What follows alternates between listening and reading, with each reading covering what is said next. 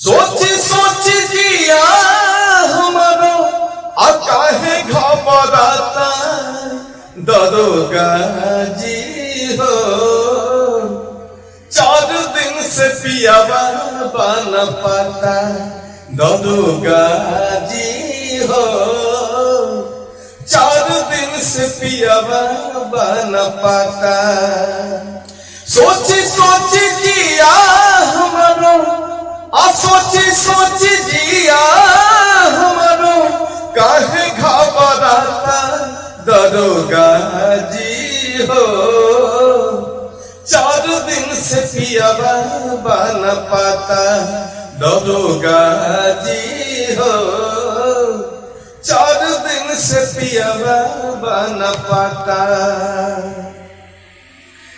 शहरे में खुजली बजरिया बजरिया कतहु बलम हमार आवेले नजरिया।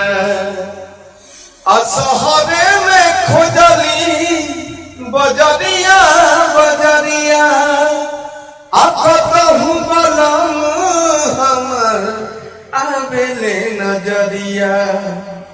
कतहु लगावा तनी कतहु लगावा तनी लागत नइखे पाता दरोगा जी हो। 4 दिन से पियावा बन पाता